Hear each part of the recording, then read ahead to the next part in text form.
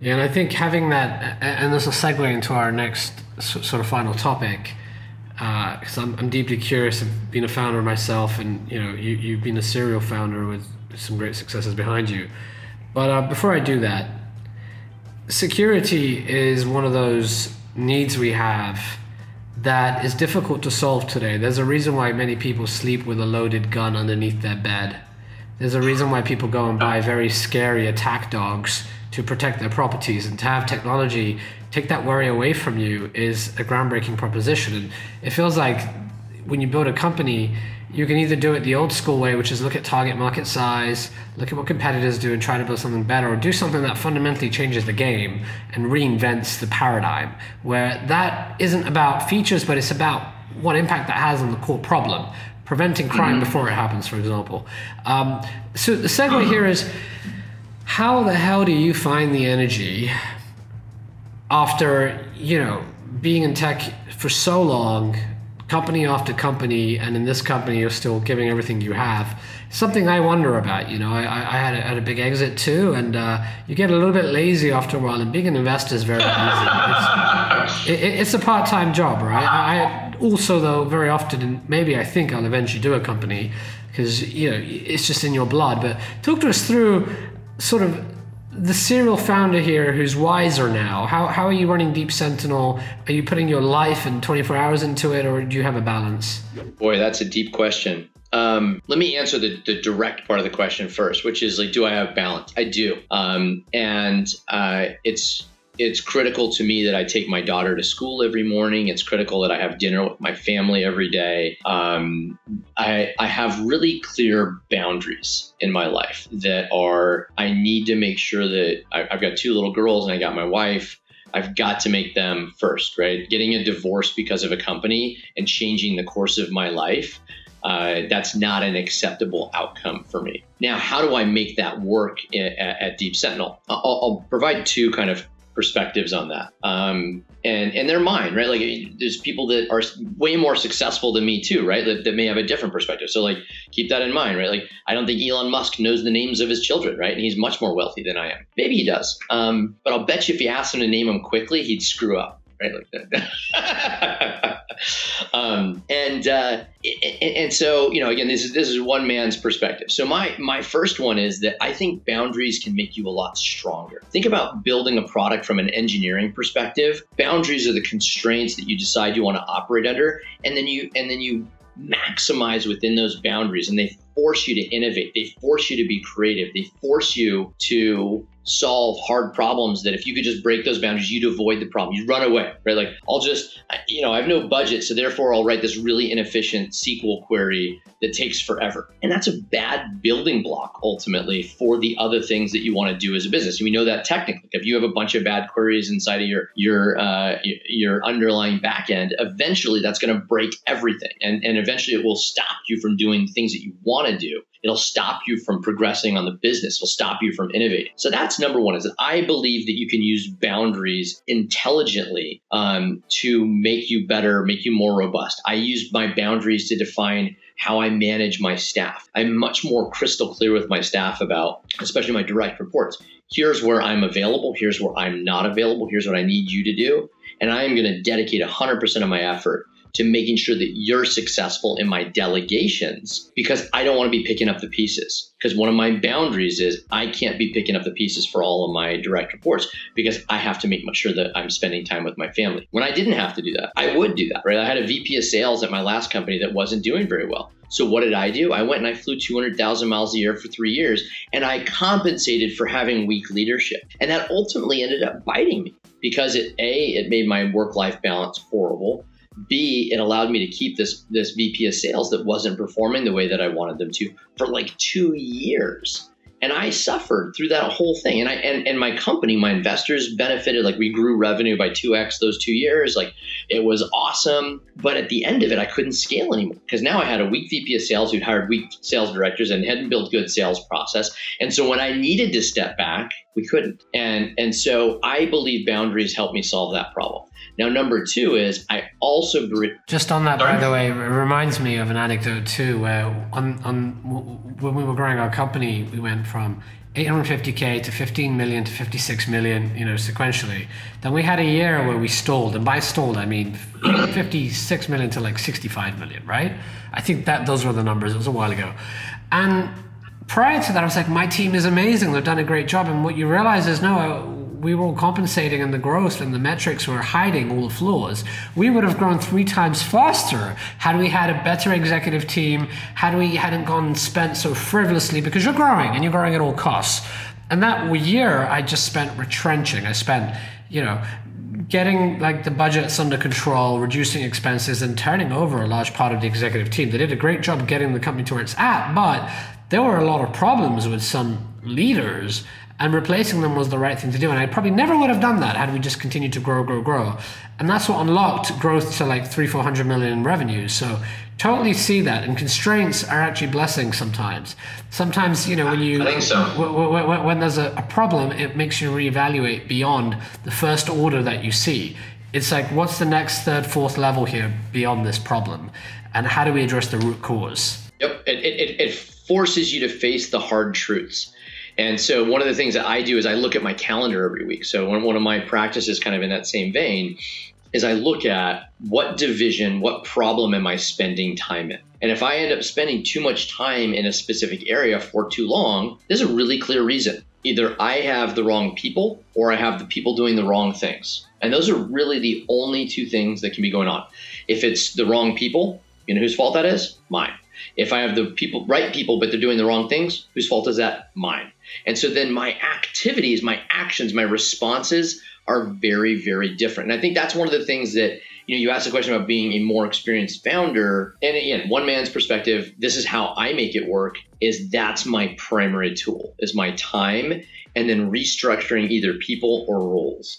And that doesn't mean I'm not active. That doesn't mean I'm not talking to my customers. That doesn't mean I'm not engaged in our product development. That doesn't mean I'm not looking at the code. I attended a design review yesterday, right? And I still love that. I still engage in that. But I've had to find the balance about how do I get really engaged all the way down, but not fix other people's problems.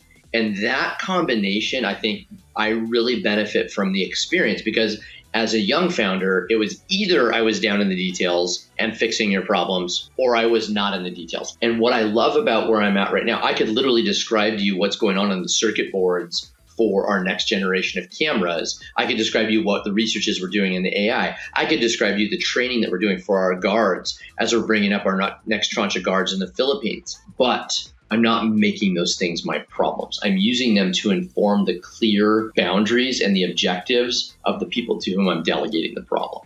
Feels like you're building a system rather than diving in and tactically trying to put puzzle pieces together. You're building a system that reinforces. I'm trying to.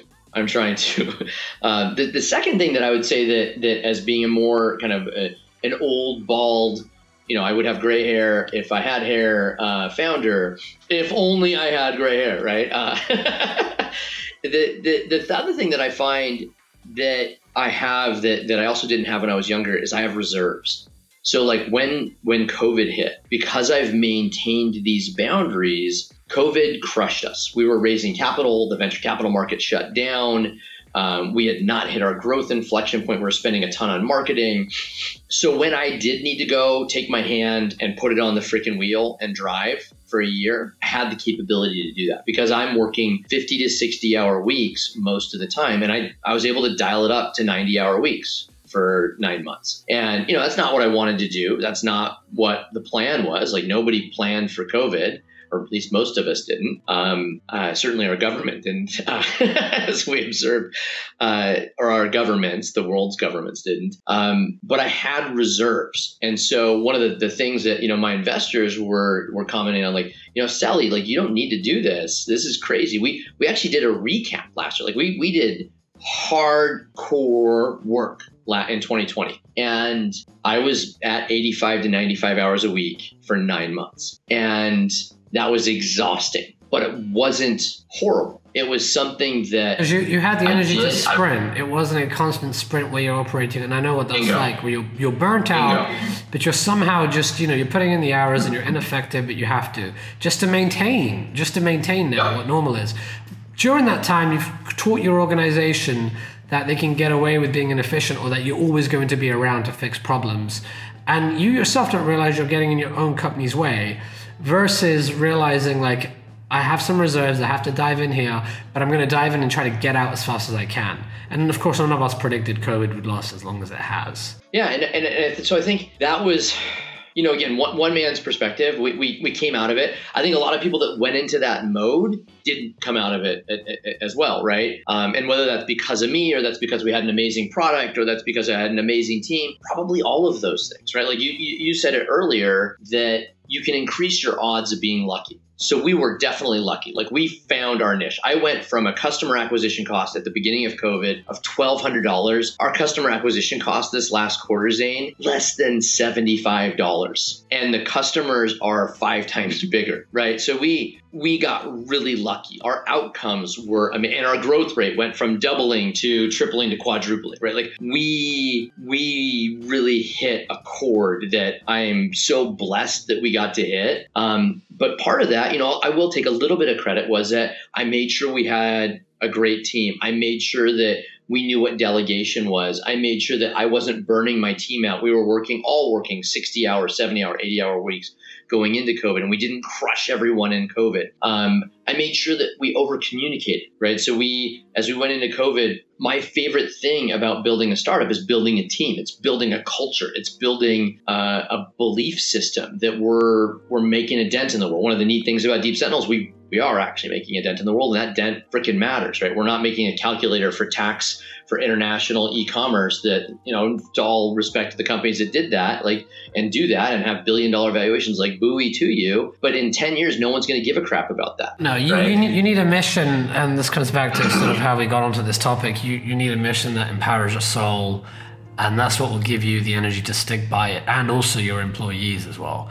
When you work in a company that has such a powerful social mission, people care about it. It's not just let's improve revenues. It's we have customers, we have homes we're guarding. We need to make sure we can continue to offer this must-have product to others, Amen. Yeah, in the midst, I read TechCrunch, off and on. I've read every TechCrunch funding announcement for the last 3 months, just because we're going into a fundraising mode. So I just want to kind of re-engage myself in the funding environment. And the number of companies that look like what I just described, like the company raising $100 million to help people compute derivative taxes for an e-commerce site for pets only, raising $100 million on $1 billion valuation, that's really hard to compete with, because it took no effort to build. It's got very low cost, and there's a ton of demand for it. But at the end of the day, what we have that's really unique is, through all these ups and downs, we have incredibly low employee churn. We have dedicated employees who work their tails off, because we all know when we wake up in the morning, when we go to our all hands every Monday, we watch these videos together of us stopping somebody's car from being stolen, us saving someone's life, us calling the police when someone calling the ambulance when somebody falls down and hurts themselves in the front of their house. The dent that we're making is a mission that every single one of us is going to be proud of and remember for the rest of our lives. The other neat thing that I mentioned too, that in the midst of that, we also did some business stuff that was really cool. We went from a business that had a CAC, a customer acquisition cost of over $1,000. Our gross margins were, not so good. And our growth rate was okay, but really difficult, to a business whose growth rate has exploded. Our CAC is now less than 1 month payback. Our average customer is massive, and our gross margins are phenomenal over the course of a year, because we were able to, as a team, attack each of the problems that we had aggressively, because we had that sense of togetherness. Let me give you an example. On just the customer acquisition side, we knew that we had to rewrite our customer acquisition, because we have such a revolutionary product, right? We're the only company that does this. We shouldn't have to pay so much to acquire customers. We should be able to do that pretty darn organically, right? People should be running at us, which they are now. And so I knew that $1,000 CAC, while that was okay and it was great and we were paying it back, there was a better version. So we literally, over that last 18 months, we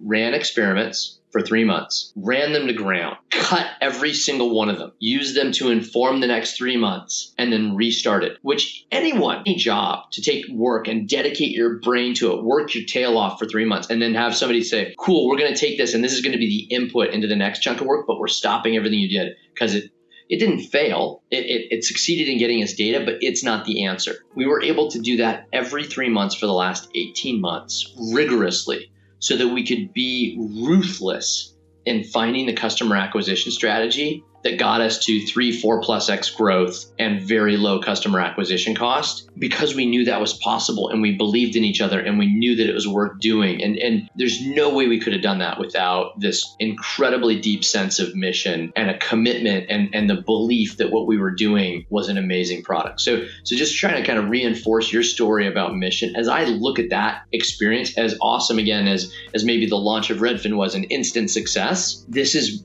almost more, I don't know, not necessarily comparative, but like it's rewarding in a fundamentally different way. It is a deep investment that came from our souls and our energy, and has a wildly rewarding output.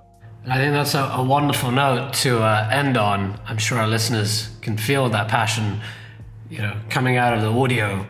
And that's genuine, and that's because that's the outcome. When you do something you're passionate about, you're in your state of flow, and that's when you can build great products and put in that energy when needed. Well, David, it's been wonderful having you on the show.